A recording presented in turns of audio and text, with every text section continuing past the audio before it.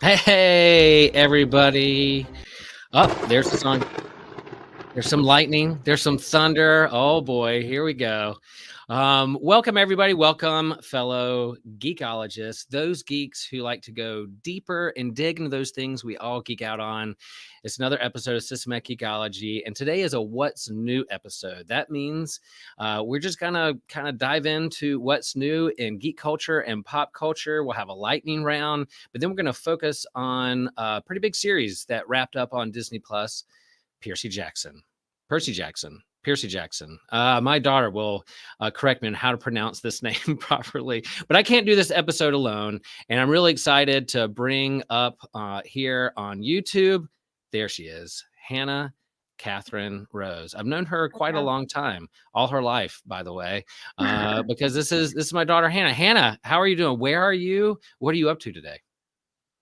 Today I've been doing homework. I'm a student at Appalachian State University, so I've been grinding that out. But yeah. All right. Well, I'm glad to have you on this podcast.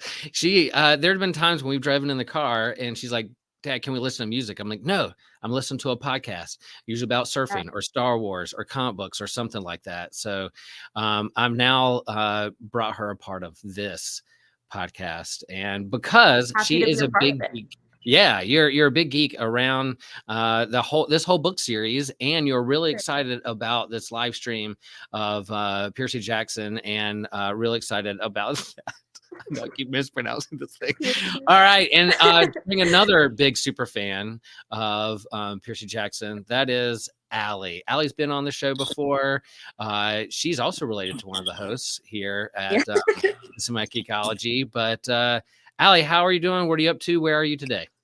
I'm pretty good. I'm just chilling now. I went to church and shopping, but then I came back. So yeah. I'm in Kentucky too though, just so you know. In Kentucky, church shopping, now chilling, now we're geeking out. That doesn't sound like a bad Sunday to me. And off before we even hit play and record on this, Hannah and Allie we're geeking out on books, audio books, and all those things. There was a confession that Hannah doesn't listen to the podcast, but she does listen to audiobooks now, and that changed a I've lot. been indoctrinated to the audiobook world, so I feel like that's a pipeline to the podcast world. Yeah. I feel like that's where I'm headed. It's a gateway. It's a gateway. I agree. I agree. And we have one more with us. Here we go. This is my friend Justin. We're colleagues in Chapel Hill. He's right down the road from me at a pretty awesome church, and we hang out on occasion. And I'm glad that we brought him here to Systematic Ecology. And I'm curious because Justin is on Franklin Street, and there was a pretty big game last night. No, I'm not talking about the Super Bowl. I'm talking about Carolina versus Duke, and Justin is a pastor here in Chapel Hill, but I also went to Duke Divinity School, and his church is right there. So I wanted, how was your property? Was there anything damaged? Were there cups and beer cans in your yard? Because I saw the crowds that was on Franklin Street last night, and it was pretty big. It was pretty big. The folks usually just leave the church property alone. I mean, they see it as some something that helps them, with these victories. I have no idea why they do this. Only one occasion, years back, did someone try to break in to go and ring the church bell, and they were assisted by a former senior pastor of the church. So, that's the only time we've ever had any troubles with this. Well, maybe it's like Camp Half-Blood, where like there's a barrier, you can't get in unless you're allowed in onto church. That's right. Yeah, there you go. There you go. Well, this is a What's New episode. We're going to go around the horn, what we're geeking out on. We won't go too deep just yet. There's a series we're going to focus in on, but for now, we're just going to go around the horn in the lightning round. There it is. Did you hear it? There's our lightning. No, okay, we can make it. There it is. There it is. I think it was stolen, and then someone must have found this thing and gone from there. Returned a little bit too late. Just a little bit too late. Just a little bit. There it is. Right after the summer solstice. Yeah, there we go. So what are we geeking out on, folks? What are we geeking out on? What's new? Hannah, we'll go with you first. You mentioned the series you're going. You're a big. You love books. You love TV shows. I love storytelling. So what are you? What's something you geeking out on? Okay, so as of last night, quite literally, because it just came out. Super into the new Amazon Prime reboot of Mr. and Mrs. Smith. So good. I literally started it last night and I'm done like with the series already. That's how much I loved it. Like the writing's phenomenal, the pacing. Like in like episode 1, right off the bat, like already invested in the characters. Like probably from the first scene. Like first scene, you're already invested in them. So really good. And then I trust Donald Glover with like anything he does, and the acting in it and everything. He was like a co-creator, I think. So it was just so like I can't even describe how good it is. It was a really good commentary on like marriage and partnership, but like within this extreme bounds of like they're on crazy spy missions, but it's also like they like make a comment of like it's not like we could get divorced, like commitment, like commentary on like commitment. And so it's like, oh, it was just so good to see like how well it was played out, because I was really excited about it, and it turned out awesome. So how many episodes is this season? 8, but they're really long. Like they're 45 minutes. I think the last one is like 60 minutes, like an hour. So you watched all 8 episodes yesterday? Listen, me and my sister had a sleepover, and we didn't have anything else to do. So yeah, no, my sister and I do that all the time. Why would no I sleep judgment? if I could, There's no if I geek could shaming. Media? No geek shaming. No judgment here. Sometimes we find a bingeable series and we go for it. That is not something. I haven't like besides Percy Jackson, I haven't really been watching a ton of TV. I mean, we've watched The Bear together a little bit, but which is good. So also that. Yeah, I'm gonna go around. I'm gonna talk about that. Allie, what is something you're geeking out on? What's new in pop culture? There's no shortage of content out there. Things we can geek it out. What are you geeking out on? So this actually came out in like 2020. It's a podcast, and I don't listen to a ton of podcasts. Right. But I saw like a TikTok sort of talking about this one, and it's called "Who Pooped on the Floor of My Wedding." And it's literally about exactly what it sounds like. It's a like true story. This couple got married on a boat. They invited 100 of their family and friends, like just their closest. They get on the boat. They take off. They like have the ceremony, and then at the reception, they notice someone has pooped on the floor of this boat, and it had to have been one of their 100 closest family or friends that were there. And I see the setup. So it's like a murder mystery, but you're trying to solve who defecated. Yes, and it's like is it like a closed room mystery? I forget what they call it, but it's very much that. But what they do is they get one of their friends who loves murder mystery podcasts to act as their head detective. And she's literally, she doesn't take anything seriously. She has a super thick, like, Australian accent. Mm-hmm. And she's, like, having them hook up to lie detector tests and asking people, like, did you poop on the floor of this wedding? But it's, like, a kid's toy that she's having them, like, hooked up to. And it's hilarious. Have you listened to the podcast Normal Gossip? I haven't even heard of that one. It's, like, basically every episode is, like, they just take stories from like other people, and it's just like normal gossips from like random people's like friend groups and lives, and they like talk about it on the podcast and like get people to just like tell like normal gossip, like that, like stuff like that. Listen to that. Reminds me of yeah. Again, like we talk about, there's no shortage of like superhero, sci-fi, fantasy, but there's a never-ending like just well of resources when it comes to podcasts. Anybody can record and do a podcast and do it well. We're in the game, right? But like, man, that's fascinating. There's so many, like, I don't need another podcast in my feed, but I think Justin and I, who are ministers who do weddings, who've seen a lot of things at weddings, that's one thing I can honestly say I've never seen or experienced, but doesn't surprise me that it's happened. There's definitely been some family issues and drunk folk who get too crazy at reception in terms of like solving the mystery of who was on the floor. Well, and like halfway through the like series, because it's just like one season of this podcast, and the episodes start out like 15 minutes long. Yeah. But halfway through, they end up having to get like a submarine expert from the Navy because someone spotted an illegal submarine halfway through their like wedding trip on this boat. So there were a lot of twists and turns. It was good. Man, It was really good. Justin and I could do a podcast about the crazy things we've seen at You ceremonies and really could. events. We could. It would be fun. Monetize this, Justin. We could do this. We could do this. Cool. Thanks for sharing, because that's really, I did not see that coming. Of all the things geeking out, that's not one that I predicted I was going to hear about today. Justin, what are you geeking out on? What's happening? So there is a show on Hulu, Death and Other Details. Talking about mysteries, and it which occurs on a boat here in this first season, but there's no defecation anywhere that I'm aware of. Right. But it's just a great mystery show where different episodes come from a different perspective, and there's this broader insidious plot that has been going on for decades, really, in the background. And I've just found it to be a very interesting show. So I binge watched that series, and the last episode just came out this past week. So Death and Other Details is a great show. And I'm pre-geeking out on the new Avatar Last Airbender series that is about to come out. Let's prepare an episode right now for that, because I am here. When is that coming out? I believe it premieres on February 22nd. Yeah, that's what I thought too. It's like next week, 3 weeks. It's like very close. Oh boy.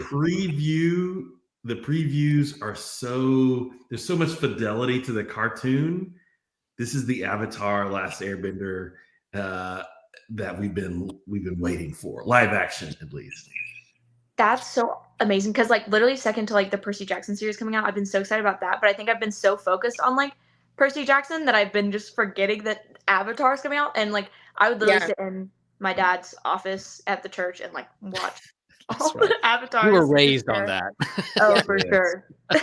Yeah, and it has a similar story to Percy Jackson, in a sense that, like, people are fans of the books, and then it became a movie, and then people were disappointed with the movie, and then here comes the show to try to correct and try to capture what the books are about. And I think Avatar: The Last Airbender is so popular as a cartoon series, and people loved it so much. We've done episodes about it on this podcast, and then the movie, people were excited, and then weren't quite that excited, or let's say there was a little disappointment, and then so now them doing this, and this has gone to some rewrites too, and reshoots and I don't know. There's been a lot of efforts been made to make this show. So it coming up, I think pre-geeking out and looking at the trailer, which leads I'm a big Star Wars fan, and so the Bad Batch season 3 animated Star Wars TV show coming up. The trailer was really good. There's not a lot of Star Wars because of the strike. There isn't a lot of Star Wars content. Well, I guess there's some shows coming up people are anticipating, but they've been on hold. So this is the first one for a while people are ready to jump onto, and I'm excited for that. So geeking out on trailers and what's coming up. I was making a note in my daily planner of the movies and the TV shows things are coming out, so I can keep out with it. I'll share that I'm geeking out on. I'm finally watching The Bear on Hulu, and people have suggested this show for a long time about the writing, about what's going on in the kitchen and the bear itself. And so our family is FaceTiming and watching it together, a show that we're watching. So Hannah's been a part of that process. And my brother is a cook, and he's a biscuit chef. And there are things that people are saying in the show to one another in the kitchen that I did not know was lingo that I've heard my brother say, that I'm like, now I know why. When I'm telling my brother something, he goes, "Heard." I'm like, oh, now I know why he said. I thought he was just being short with me, but no, it's kitchen lingo. But it's a fascinating show, and the actors. I think that actress who plays the young chef on there, she hosted Saturday Night Live last night and nailed it. She was so good on Saturday Night Live. She revealed on Saturday Night Live in her opening monologue that she started in New York as like a open mic night comic and going around doing those things. And she was pretty at the very beginning, like had to hold back tears, how important, how great it was that she was on Saturday Night Live and her life. And she was so good on that show. Now I'm like, oh, now I know why she's so good on The Bear. She has those kind of improv acting comedy chops that can roll with people in a fast-paced kitchen kind of thing. She's really picking up speed too, like as an actress, because like I was watching, me and my roommates have been like rewatching Abbott Elementary, and she's like the sister in Abbott Elementary. Like I didn't notice how many things she has been kind of creeping up in until I rewatched it. And I'm like, she's so good in everything she does. Like Hannah, did you mention Abbott Elementary? I may have. It's coming up too. That's also coming out soon. It is. Or this week? This week? I think it's this week because aren't It's you? Yeah, Hannah's coming into town for my wife's like thing at Meredith, and then so we could watch. Yeah, that's another thing. I kind of pre-geeking out about shows that are getting ready to happen because the strike put everything on hold, and now they're just going to start rolling out these things. So yeah, Abbott Elementary is another show we enjoy, and yeah, excited about that one. Any other things that you're geeking out on in the lightning round that we could share real fast before we go into the main event? Anything My else? other one was Atla, and you covered it. There you go. There you go. What's your like hype meter for that, Allie? Like how excited are you? Cautiously optimistic? Are you hyped? How you feeling about this? So for Percy, it was very much pure excitement, and I saw the trailer and I heard all the stuff from Rick along the way. I was like, yeah, this is like pure. I'm really excited. Like I can't wait for it to happen, but I feel like I know sort of what I'm gonna get. But the Avatar, they've been doing like a bunch of, press obviously leading up to this, but like not damage control, but they've been putting out things like what we ended with is in no way what our intentions started off as, but they didn't say for the better or for the worse. So I'm like, okay, well, what does that mean? And then they were like, so the original Avatar is very much like geared for kids, but I think everyone can enjoy. Yeah. But they were like, this one's geared for adults. But my knowledge on this, Percy Jackson too. It's geared. They concept the Percy Jackson in terms of like, I feel like this one's so much like geared for kids.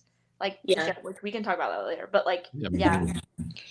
Well, it's like you've grown. Like if you who grew up on it, you're now adults. You're in college, right? Out of college, getting jobs. So it's aged up. They've done that with Star Wars. They've done that with other things where you start off at a certain age with a fandom or a narrative or a story, and then you start growing up with it. You know, Harry Potter did that, right? Yeah. Like you start off with that first book. They're very much young, and then you get up to the really adult themes, or just dealing with life as you're older in life. So I think that's important to, that's good stuff. Good stuff. All right, time for the main event. Booyah. There we go. Percy Jackson, season 1. As we talk about this, it was a book and then it's a movie and now it's a TV show. Season 1 on Disney Plus just wrapped up. I guess there's going to be another season. I don't know if there's talks of that or not. But I was hoping that we could kind of go around the horn and just share kind of our relationship to this IP, this fandom. Where do we start with this? Did we start with just this series? Did we start with the books? Did we start with the movie and then go read the book? Those kind of things. Justin, we'll start with you first. What is your relationship to this story? Yeah, so I'm on my second round of kids who have been reading the books. So I've got 3 sons, and my eldest, who is 17, read through all of the Percy Jackson books and then began to expand into the wider Percy Jackson universe of books as well. So, I just gave all of my money to that author during those days.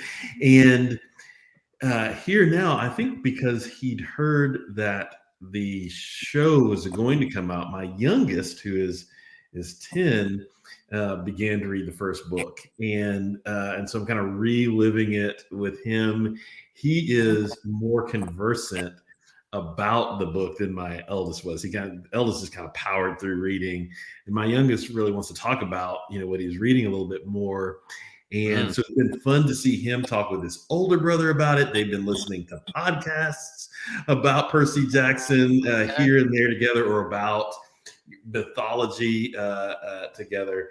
And then what my youngest said he was going to do is he was going to read the book, and he would only watch an episode when he'd already read through the content in the book. And so the episodes were his reward, and I think he just watched the final episode just this weekend. So he's all the way through book 1 and has started book 2. So that's been my relationship with Percy Jackson. It's been a lot of fun to walk through it with 2 kiddos. So you've read those books yourself, or you just kind of read along with them? I have listened to the audio form here and there, but mostly it's just been vicariously through the kids.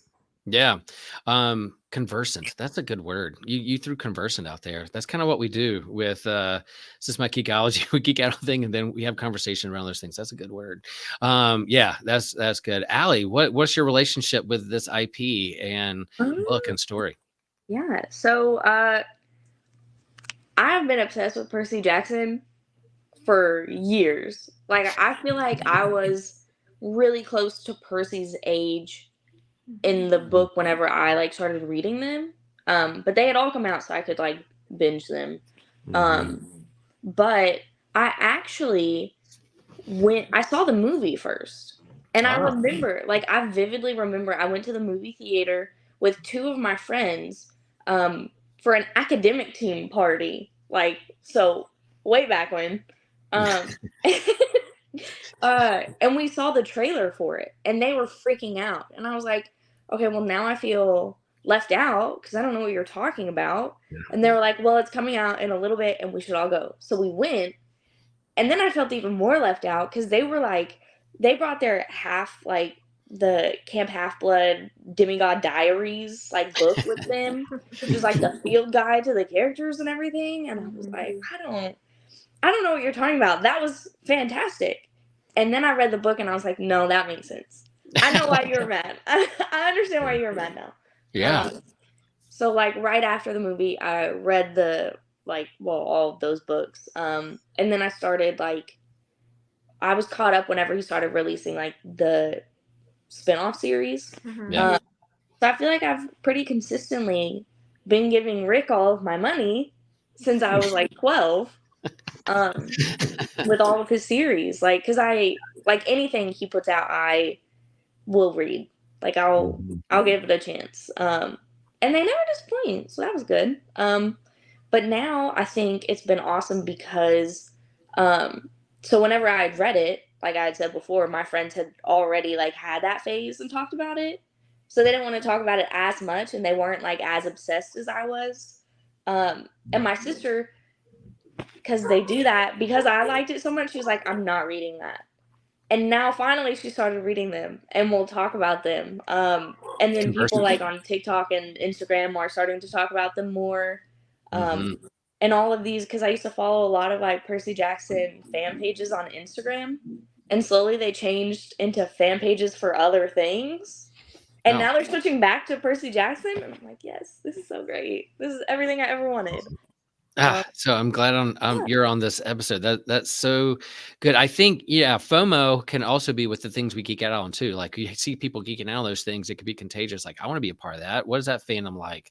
Yeah. We know fandoms can go toxic too, but Rick's been pretty active on social media too, the hype and sharing pictures and pre-production photos and cast pics and things. So that was kind of fun leading up to it, and then him being really excited and being a part of the creation process for Disney. I think that was the movie was people's disappointment is that he just kind of released it and said, it's yours, do what you want. And it was a different era and time back then, but they took the movie and ran with it, and the people were disappointed.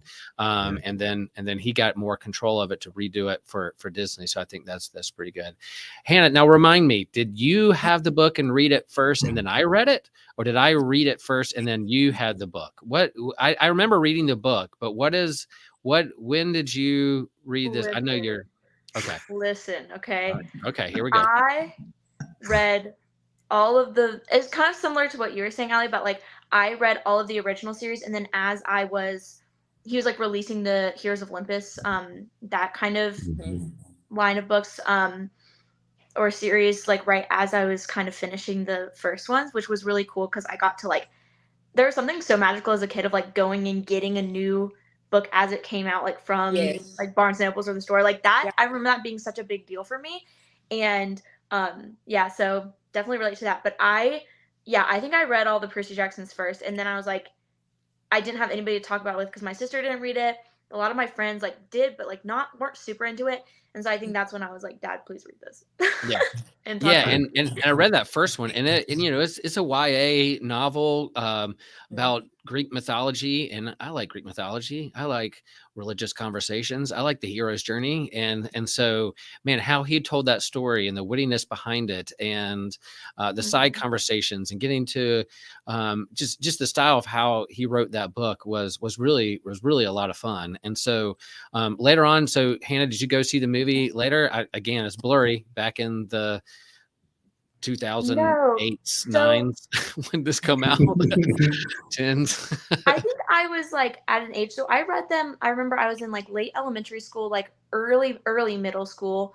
I remember like reading the books, and that was the first series of like me and my sister shared a room. We were in an apartment, and I remember going to the bathroom at night, and like they would be like, okay, like time to go to bed, and I would go and sit in the bathroom for hours in the bathtub and read all the books because I was so invested in the story. And like I think I did have that before, but not in the same way of like loving the characters so much in the storylines that I was like, I would rather not sleep, and I would rather sit in this bathtub in a comfortable tile and read this book.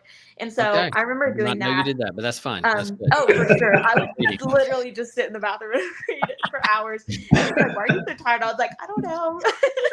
Well, yeah, your mom is a language and literacy professor, right? So we encourage a lot of literacy and reading. So that's good stuff. Yeah. Yeah, but I don't even remember like putting it together that there was a movie. I don't remember the time that I did that until I was like, oh, there's a Percy Jackson movie, I guess I'll watch it. And then I watched it, and I was like, it was entertaining, and I still think it's entertaining. But like that can't be contested, that the first movie, entertaining. Sea of Monsters, that should be wiped off the face of the planet, and that should not even, I would rather that painful. Literally disappear from existence.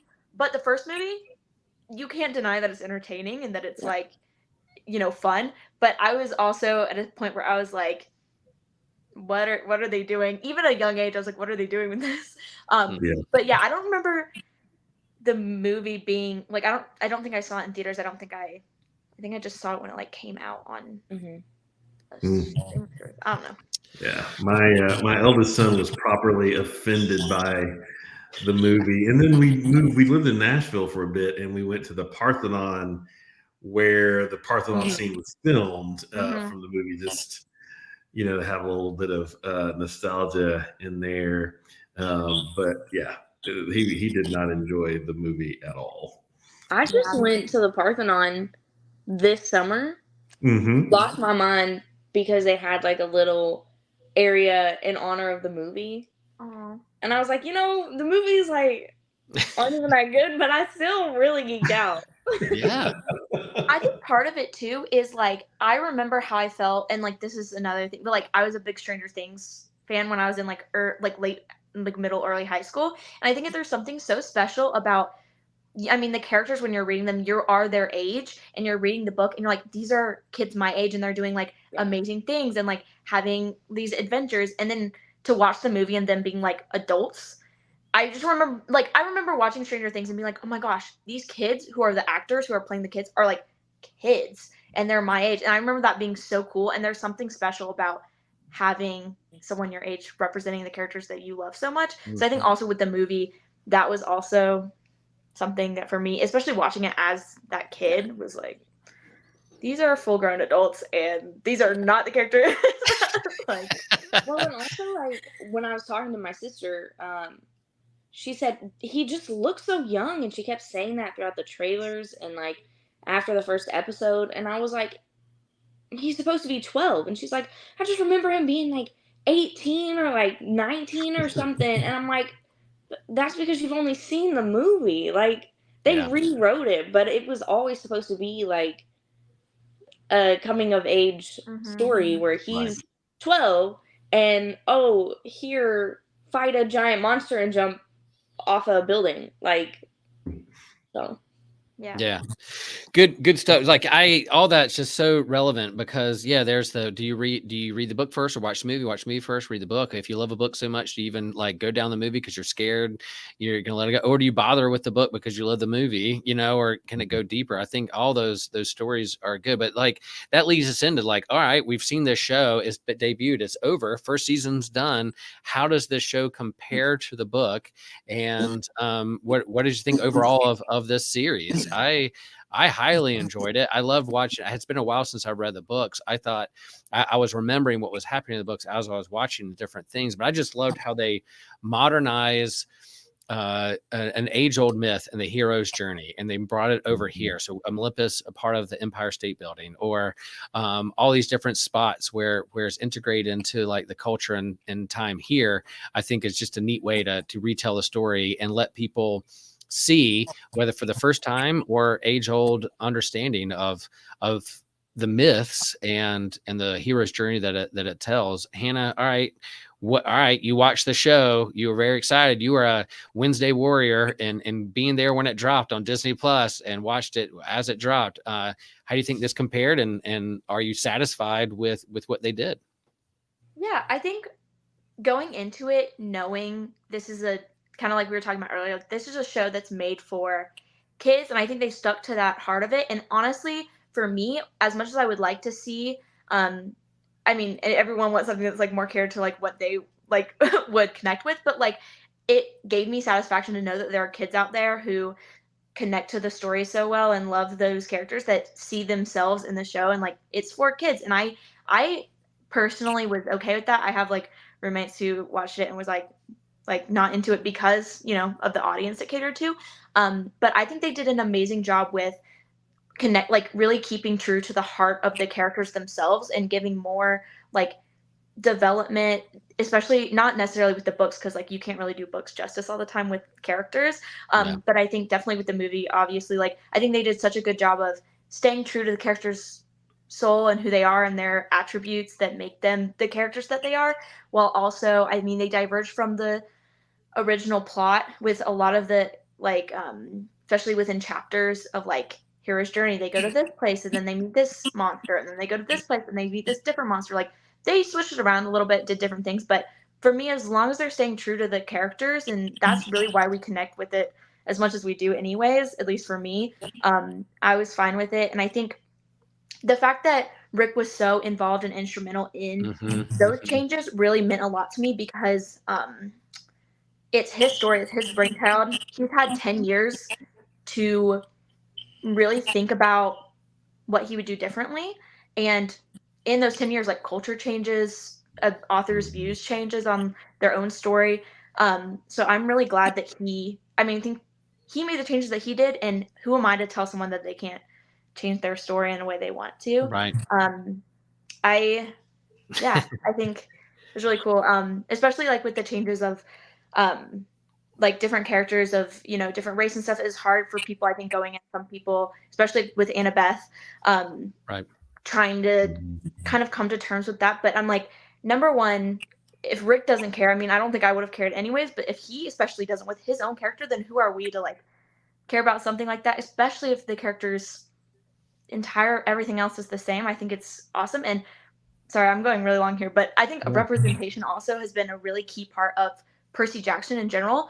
Like the first book especially, but throughout, like ADHD and learning disabilities has been something that they've talked a lot about and gave representation to kids with like learning disabilities of like, this is something that makes you powerful and special. Like Percy's like, I have ADHD, and they're like, well, that's because you're like a warrior, you're like a Greek demigod, like warrior. So it, like that, I think that was important for that group. So I think that like representation for different groups of people and for kids to see has always been a part of Percy Jackson. So I think putting that to the show too is really cool, and I really liked seeing that kind of transfer to a different way now. Yeah. But, Yeah. sorry, that Good was really thought. long. Good thought. That was Yeah, so I threw a good, comment dude. up there from Christian, one of our hosts, who he felt was a good adaptation of the book. And sometimes what you're playing with time, every story you have to. There's the economy of how you're going to spend your time and energy, and with what character or what setting or world building, and so I do think it set things up well, like he said, and he's excited about season 2. That's fun. So yeah, Atlee, you're a big fan. What did you think? What did you think of the show and how it related to one of your favorite stories? So I would just like to ditto everything that Hannah said. Yeah. Because like all of that, like Rick, whenever he started out making the books, and I said this last time, but like he did it for his son who had like ADHD and all these things. And he was like, well, my son really likes Greek mythology in those stories, so I'm going to make a story about Greek mythology where he can insert himself as the main character. Nice. And his like learning disabilities and his like daily struggles turn into the character's daily power. And like reading the book, I really related with Percy in those things. And that was before I realized I had ADHD, and then I was diagnosed, and I was like, no, that makes a lot of sense. But yeah, just the way, like, everything was changed. Not everything, sorry. The way that some of the things that were changed about the story, I just think hearing him, he's like, I wrote this book like 15 years ago, and like the movie was like 10 years ago, and all these things. And I've had a lot of time and interactions with people, and I think about this a lot because that's my job. So there are obviously like certain things that I wanted to change, and he used the like TV show to hit some of those points. And I think one of those that you can see was obviously like Grover's character. Like you immediately see more of his personality. Yeah. And I think he's really the heart of like the trio. And I think in the books, you don't realize that as clearly as you realized it in the TV show.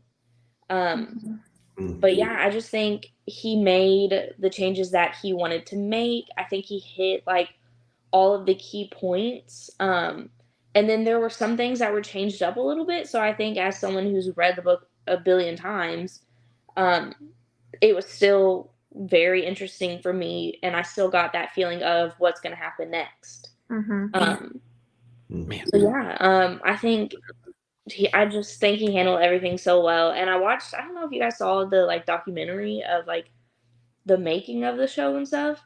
No, it's there. I haven't watched that yet, but it did pop up right after I so finished. good. Like, Yeah. something else to watch. Just something there. More content. So you get to see like, it's a lot of Walker and Leah. And the whole time they're talking, I'm just like, these kids are their characters. Like they were typecast so hard into these roles. So like for me, like he couldn't have chosen better people. Like in their interviews, when they interact with each other, like how they've changed from when they first started to when they've grown up in like even the documentary that you got to see, it's like they're growing up in the same way that I would have imagined like Annabeth and Percy to grow up. Like the way that Leah, I feel like she's gotten stronger and like more self-assured, even though she was always doing everything right in the beginning. Percy's just like a prankster and a jokester and sassy, and I love that. When they cast him, I remember watching his movie on Netflix with like Brian, what's his face? I don't know his name. And I remember literally before they even cast him as Percy, I was like, he kind of reminds me of Percy Jackson.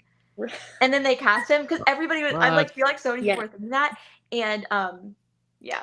They do. I remember. So I didn't watch the movie with Ryan Reynolds, but I saw his interview where he he in his audition for that part with that movie quoted the entirety of like the beginning of Deadpool back to Ryan Reynolds. Yeah. And that's how he got that part. And he was doing it in this like interview again, and I was like, I don't like that's how I knew this kid. And I saw he was cast as Percy, and I was like, if that is the Deadpool monologue kid, they crushed it. They did fantastic. You bring up another point. Like this is another side thing too, but like in terms of like the stories we love, and then it being made into like a TV show, streaming or movie, and then you envision like who you want to play these characters, and the kind of the fan casting, and then the who's actually cast, and then the judgments put on the person before they even do the thing. Like I remember when Gal Gadot was cast as Wonder Woman, people were like, "What?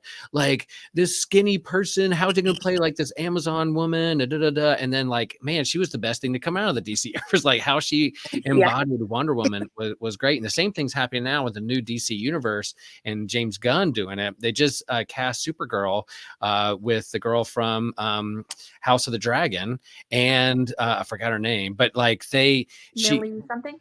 Yeah.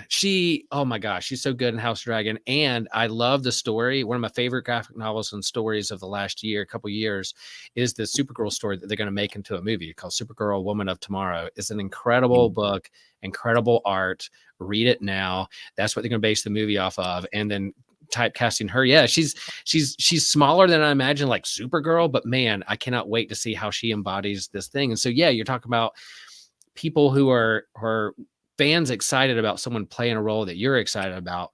There's that element of like, yeah, see them in that, or if you don't, just wait to see how they do this first, and then then go from there. I think that's important. So much fun. Justin, all right, so you're seeing this through your own kids' eyes as you're watching it with them having conversations. What how are they feeling? How are you feeling about this show, and then how it compares to the book?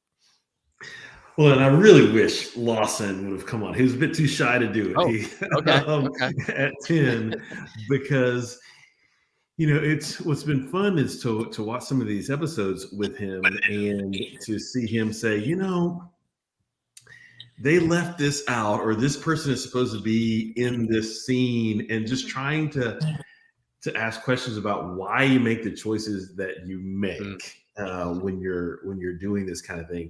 And I think he sees the utility of some of those choices in order to move the plot along for a series that has just less time. But this is the first time I think he's really done that with any adaptation of a book. And so it's been fun to see him both affirm and then question some of the choices that were made along the way. But ultimately, he's really enjoyed the series and how it's held enough fidelity to the book to make it feel like he is watching these characters that he's imagined in his head.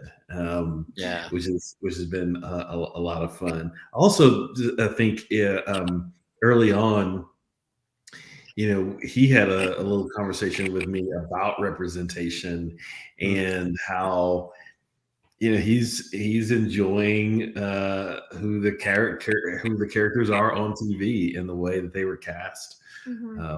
Nice. Which is as a young African American boy, he's really interested in representation as he sees it in these different shows. Yeah, that's I important. thought it was really interesting and like powerful also how I felt like Rick might have like also protected Leia a little bit in terms of like it was kind of like just blind casting, because Percy doesn't have black hair in the series. It's like the entire time like they talk about his black hair, and then Walker was cast, everyone's like, well, is he gonna dye his hair? And then they were like, he doesn't have to do that. So like that kind of set the stage. Like Luke isn't blonde like he was. Like everyone's kind of different than how it is the book, but that's showing, I think Rick was trying to do like across the board. It doesn't matter what the characters look like, their character is the same. So I thought that was really cool. Like that kind of protected Leia a little bit more from some people or media. I mean, people are going to say what they're going to say, but I thought that was also really interesting how it's kind of. I think it was also really like when Leah was talking about it, she was like, I knew being cast in this role, and like other people were telling me too, like you need to prepare yourself because there will probably be there will be backlash. Yep. And she said that Rick told me, like, he sat me down and was like, listen, I want you to know that they can say whatever they want, but I'm the creator of this story and I chose you. And I was like, so great. And like, Powerful. I think he makes a really good point of being like all of the demigods in all of his series, like even with the different like mythologies, he makes it a point to be like, they're all like regular, normal, like everyday kids when you see them like walking down the street, so they can look and act and be like anything. And the way that I described their appearance, especially in like this first series, had more to do with helping you envision a full story and not a lot to do with this person has to have like white hair or blue eyes or whatever.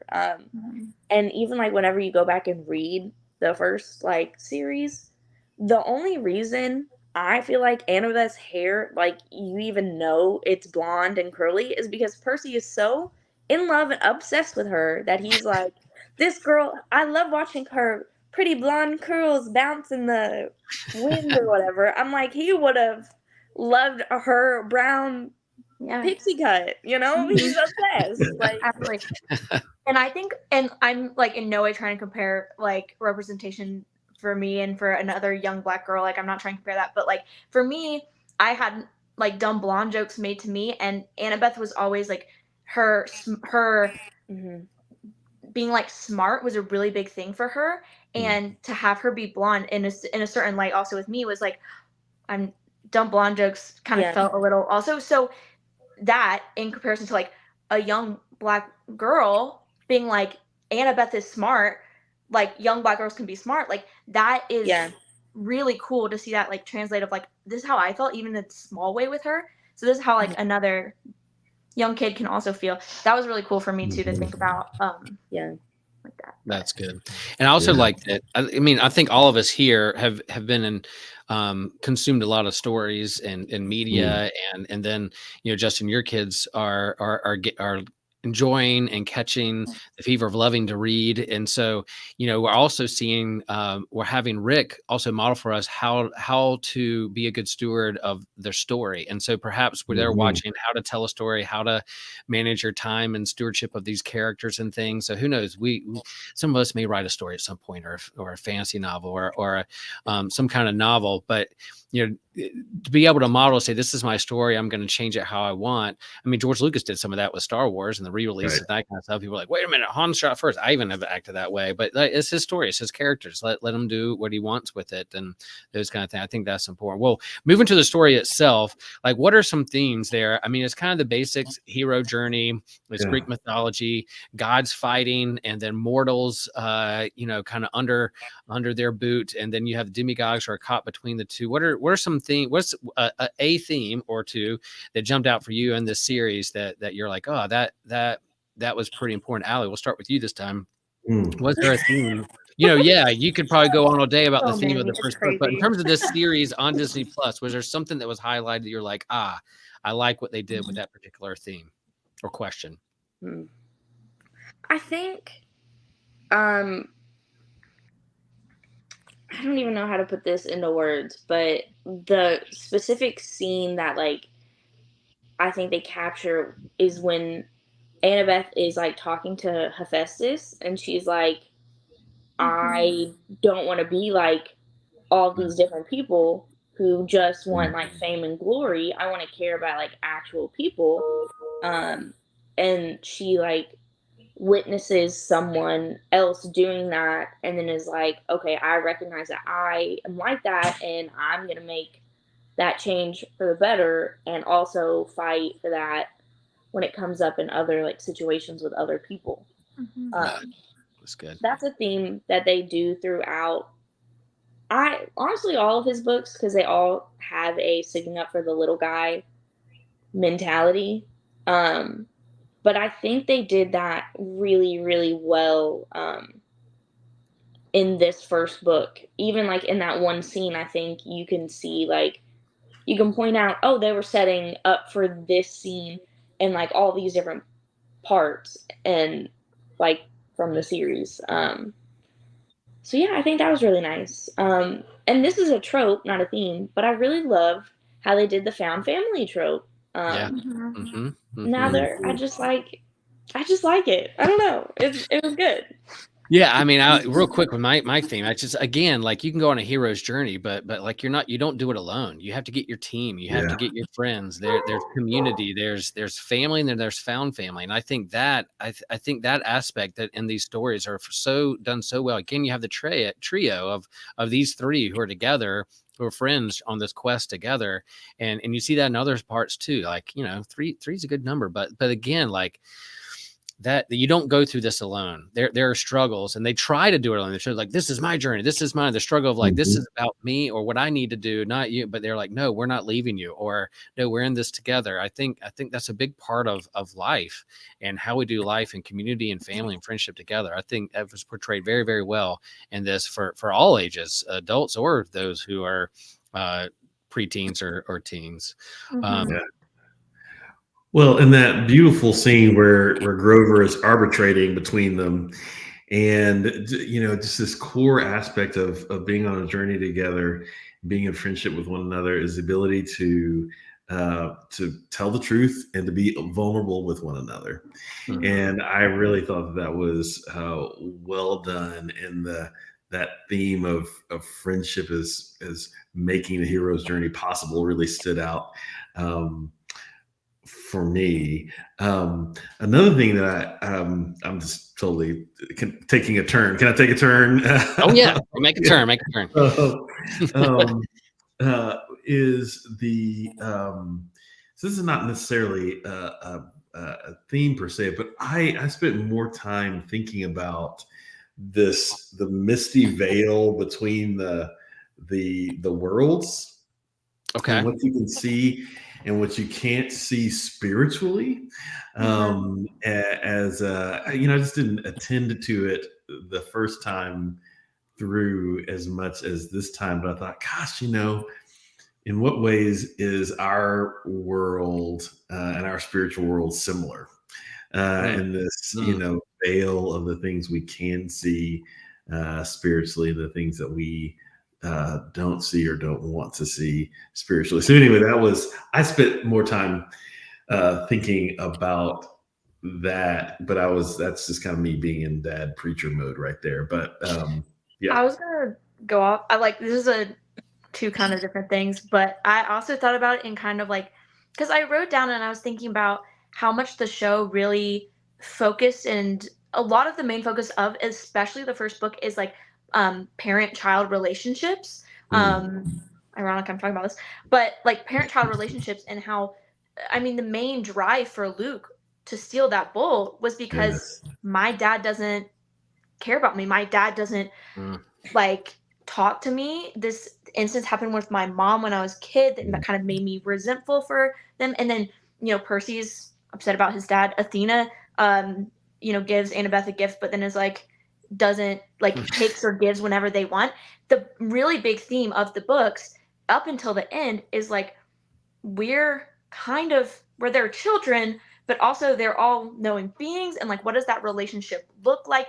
I know they still care about me, some of them still care about me, but like, it doesn't feel like that way all the time. And it's really the way that it's still like a god spiritual kind of thing that you can tie into that, while also obviously quite literally being like, there's a parent-child relationship here.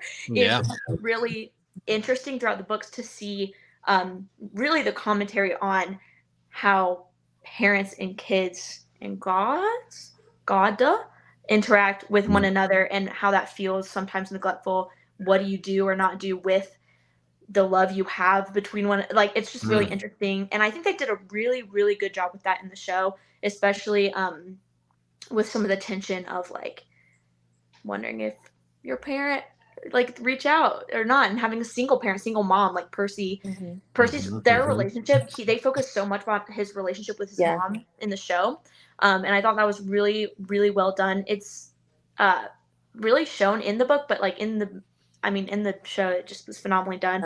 And you see little hints at their parents throughout, and like him and his dad's relationship, but I think that's something that could be really expanded in later seasons if it gets renewed. And it has such a good foundation now of like the core of a lot of the books is like, the relationship, why a lot of the fighting is happening is families. And even they were talking about like, our family's weird. They're like, and the funniest thing was when he was like, is the very end last episode, and he was like, I was having a dream, and he was like, oh, she's like, who? And he's like, grandpa. And she's like, please don't call like grandpa. But it's talking about like dynamics of like, how do you deal with like a family member that's actually literally like Lord of all evil? Like, you're like, what do I do with that? Do I still call him grandpa? I don't know. And all your friends. And how am I related, or my life mirrored in that, and who am I going to? Like Allie said, do I want to? I see what those who've come before me or my parents are. Do I want to be like them or be better than them? I think it's so good. Book. I don't want to like spoil, but I mean Percy's decisions. That literally is like the basis of all of Percy's decisions. Also, sorry, I know I'm talking. The way they did Percy's like fatal flaw, which is like personal loyalty to his friends, they did that so well, like showing a little bit in each episode, but especially when they're on the big balcony, like not balcony, like whatever that arch was. And Annabeth was like, logically I should be the one to fight this person because you got to go save your mom. And he was like, for sure, logically. And then was like, nope, I'm gonna save my friends. And even at that point, he was like resistant of like, I'm not even their friends, but he has that loyalty to the people he cares about, and so that was really done really well. And that's something like I think I love about the TV show is that you get more of everyone else's perspective as well. Because in the book, because it's all from Percy's perspective, right? You get him shutting them out, and you're like, oh my gosh, he's such a hero. He fights all this, and then a while later, they're like, oh, we're so glad you're okay. But in the show, you can see, like, their anguish as he made that decision. And they're like, well, what the heck? So I think that's really cool, too. I think that was done so well. And I didn't even plan to like having other people's perspectives. Like, it didn't even cross my mind that I was going to get that with the show. And then I did. And I was like, well, yes. I love that. Something so interesting about that, too. Sorry, Dad. So, like in the Heroes of Olympus books, it's Percy Jackson's perspective throughout all the five, like first, I think all 5 first books, and then you get Heroes of Olympus, which is like everybody else's. It like switches off every chapter. He's only mentioned in the first book. He's not even in the first book. Exactly. So then Annabeth's perspective comes in those books, and you see Annabeth's perspective in one of the books. I think she says like, I've had a crush on Percy since I was 12 years old. That's Lightning Thief, right? Throughout the entire series, the first series, it's Percy's perspective, and you only hear about like, oh, there's some romance with Annabeth like near the end, the last couple books, not that it's not hinted at, but then creating the show, knowing that Annabeth has had a crush on him since she was 12, that's been written in the books in this Heroes of Olympus series. You get to see clearly how she's like, like, oh my gosh, I'm gonna like hug him, I'm gonna do all these things, like I'm really worried for him, I don't know why, but like, so someone who's just read the first series is like, why is this moving so fast? This like wasn't that clear in the first, but like you have the context of like Annabeth said in that book series that she liked him all that time, so that's also really cool, like perspective. I like that. I think the reason that these stories are so timeless, the mythological tales, and that is because it's a microcosm or a mirror of the dynamics that we have in our own relationships. So the family relationships, this understanding of the gods being aloof or not knowing if we can trust them or not, that's a big part of not only like Greek mythology, but dang, like Christianity too. Like how we portray God as like, do we consider Yahweh or the Trinitarian God like Zeus in the clouds ready to throw a lightning bolt at us if we cuss in traffic, or is that the kind of God that we see? So I think how we understand God or the spirit world or spirituality or ourselves, I think does matter how we tell it. But these tales are timeless because they get down to the core of the human condition and what we're longing for, and the hunger for family, for love, for acceptance, for purpose, those kinds of things. So that hero's journey, as Joseph Campbell has said, it's there because it's ingrained in terms of who we are as humans and what we're looking for. And so I love that. And then just going back just real quick to just like they've heard on this podcast, heard me talk a lot about like the Greek word for apocalypse, or is not like this ending final battle, but more of a revelation, unveiling, right? Like the mist lifting to be able to see things more clearly. So when you say something's apocalyptic, you're seeing it clearly for who it is and what it is. And so, yeah, people on the show are walking around not knowing really what's going around. They're like muggles, they're walking around. They don't quite understand the magic world or whatever. But there's other people who can see and go deeper with things. So I think that's a fascinating part of this story and these timeless stories that draw us in.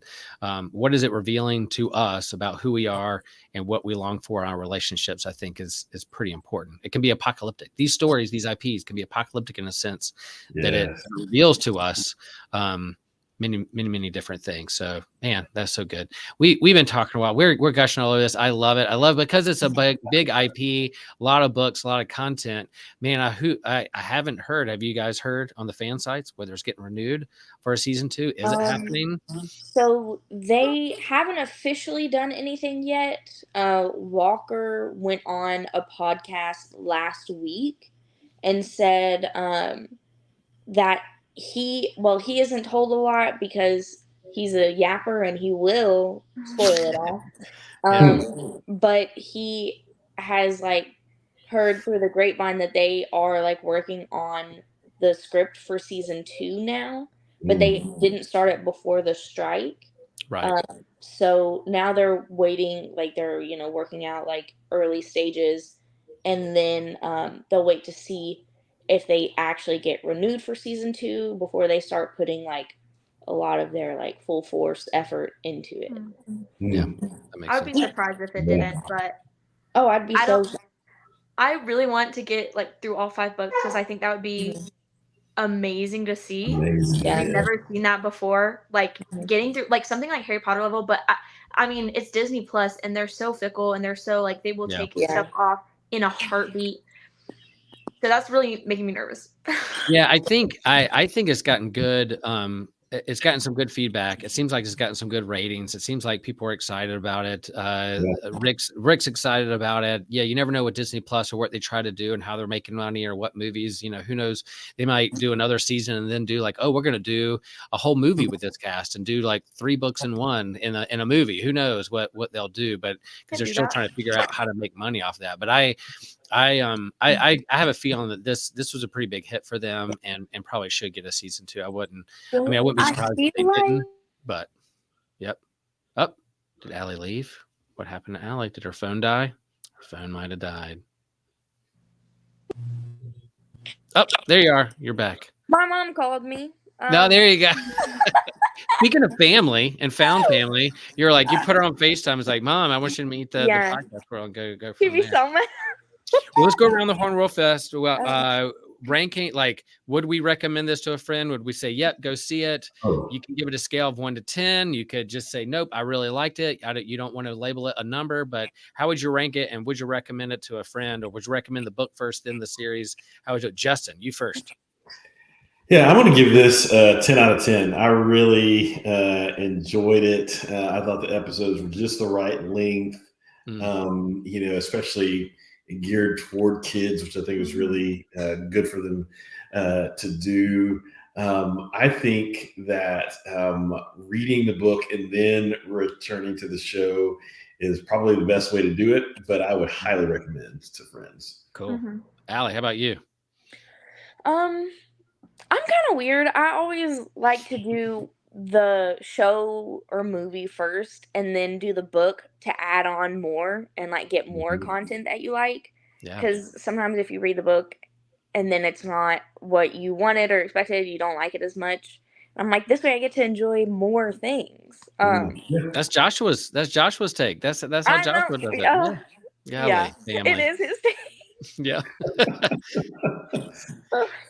But yeah, I recommend to everyone all the time, forever, since I was 12, literally every person I meet. So Cool. I'm gonna stick You're with that. Percy Jackson evangelist. I love that. That's great. That's cool. Hannah, what rankings, recommendations? Where you put it?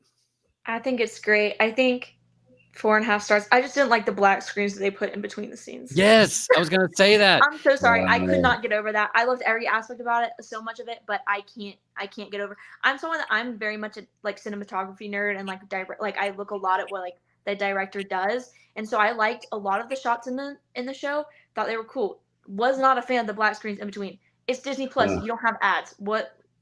There's no commercials I know. here. I'm wondering if they did that because they're going to throw it up on ABC. They're going to throw it on ABC. They're going to throw it on Hulu. They're going to throw it up on another service where there's ads, and they just made time stops for the ads. It did not do that much for me. I could not. Anyway, so that's the only reason I would give 4. I would literally lose half a star because of only that thing. Whatever. Anyways, I think I would recommend books all the time, no matter what. Books forever. Show, I think I would recommend to people who are fans of the books and people who have kids.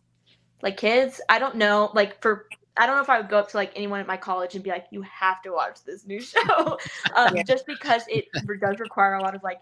For me, it's very nostalgic. I think it's a good show, but I don't think people can get super into it if they just have no contact. And if you're like a full blown adult, I don't know.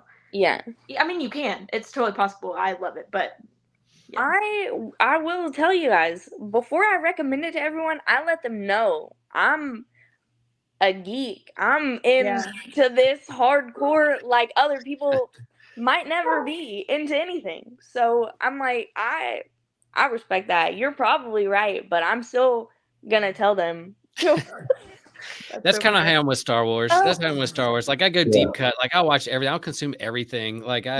And then like there's casual fans and then there's things you go deep on. I think you're right. I think for me, I would go, it's a solid 8 for what it is and the story it's trying to tell and how it does for the book. But I'll drop it down to half a point to 7.5 because of those black screen time stops, making room for ads that's not quite there just yet. I'm like, come on, y'all, you can get back in the room and do that later. Like, why are you preempting? We're gonna do ads at some point, so let's put it up there and make room for it. I don't know. Also, I would put it is wrapped into the 1.5 stars. I really was really disappointed in the theme music.